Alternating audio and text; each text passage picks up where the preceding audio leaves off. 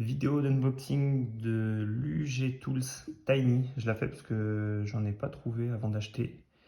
Et je trouvais sympa. Du coup, ça va être unboxing, premières impressions. Et je vais faire une petite comparaison de taille parce que c'est pareil, j'ai pas trouvé sur, sur YouTube. Du coup, c'est parti. On va l'ouvrir. Donc l'UG Tools, c'est pour rappel, c'est deux Allemands qui fabriquent ça. Ce qui m'a convaincu sur l'achat, c'est l'innovation en fait. Je suis pas trop lame fixe de base. Et en fait, c'est un manche qui est imprimé en titane et une lame en magna cut. Donc sur le papier, ça a l'air vraiment top. Voilà ce que ça donne. Petite carte postale.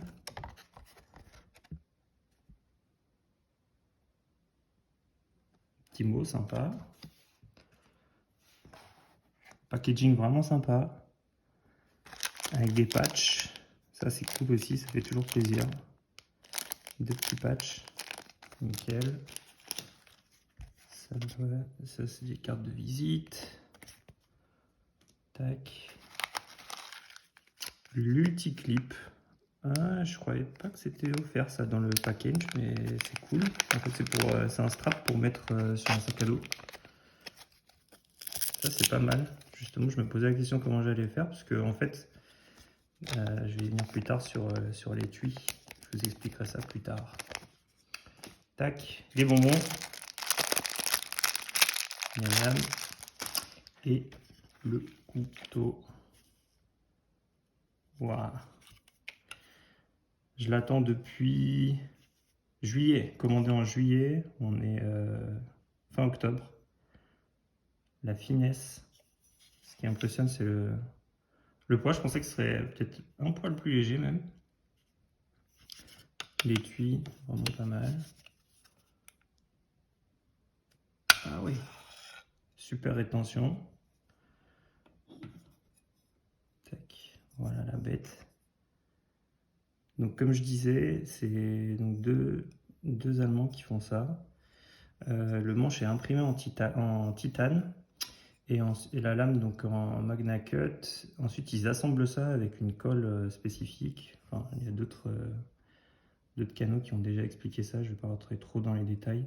Mais ils offrent une garantie à vie et en fait ils indiquent sur leur site que c'est aussi durable qu'une lame fixe. Donc je suis pressé de le mettre à l'épreuve. J'ai pris aussi l'option avec l'aiguisage en fait. Je crois que ça coûte 12 €, un truc comme ça, l'aiguisage ici pour avoir un dos de lame qui soit aiguisé pour pouvoir gratter du fire steel. Donc c'est plutôt pas mal fait de ce que je peux voir. Bon, après de toute façon ça sera un user donc ça va le faire. Donc c'est une lame en magna cut 65 HRC. J'ai vu quelques tests, certaines lames sortent à 64 mais c'est pas plus mal. 63-64 c'est déjà très bien pour une lame fixe. Donc la lame est assez fine. Au niveau de l'équilibre, point d'équilibre, il se situe là. Ah, il y a un peu un poil lourd de la lame hein, finalement. Tac. Premières impressions en main, c'est très confortable.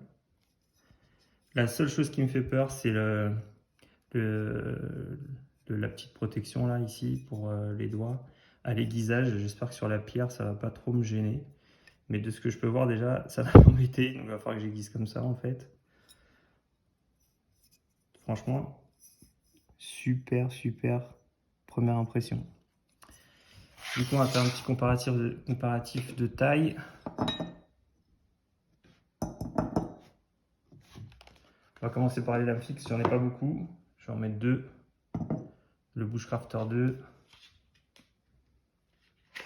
et le Baker BK2. On va le mettre entre les deux. Donc c'est une petite lame. Moi j'utilise principalement mes lames pour faire mon petit bois pour la cheminée, mes lames fixes. Du coup, ça sera pas le couteau qui sera dédié à ça, ce sera plus le couteau, je pense, partir en vacances, emmener pour faire un peu de cuisine, un peu de polyvalence, mais je n'hésiterai pas à bâtonner avec pour tester. En tout cas, la jonction entre le titane et l'acier a l'air vraiment nickel. Il n'y a pas de colle qui dépasse, donc ils font ça à la colle, hein. Tac. Ensuite, je vais plus vous montrer des pliants, parce que c'est un peu plus ce que j'ai dans la collection. Paramilitary 2. Donc il est un poil plus grand que le Paramilitary 2. Paramilitary 3. Para 3, pardon. Donc là, on est... ouais, le Para 3, il est vraiment plus petit. Tac. Et les deux autres. Pour rester sur le thème du titane, le bug out. Et, ce que j'espère que tout le monde a chez soi, un Opinel numéro 8. Tac. Donc c'est un tout petit peu plus grand pardon, que l'Opinel numéro 8. Et le bug out. Tac. Voilà.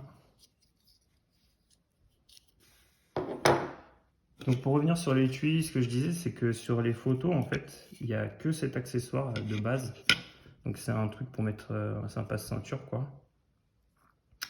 De mémoire, c'est pareil, il y avait deux choix et j'ai pris un peu au hasard. J'ai regardé la dimension de mes ceintures et donc j'ai pris ce choix-là. Donc on verra si ça fait l'affaire. Et généralement, avec ce clip, c'est ce truc-là qui est sur le sac à dos, en fait. Et eux, ils ont fait l'inverse, en fait. Ils ont mis ce truc-là sur l'étui. Et ça pour aller sur la ceinture ou en l'occurrence du coup avec le petit strap ici sur le sac à dos. Donc, je suis content de l'avoir ça parce que normalement je croyais que c'était une option en fait. Donc vous insérez le passant, enfin là où vous voulez le fixer ici en fait, et puis en plus il faut sécuriser avec le strap. Donc ça a l'air plutôt bien. Tout est imprimé en 3D. Donc c'est plutôt de bonne facture, de ce que je peux voir. L'étui aussi, on reste dans l'esprit légèreté et compaticité. Oh, la rétention. Bon, il y a une petite vis pour régler là, je pense que je vais la régler un poil moins fort parce que là, ça claque, hein.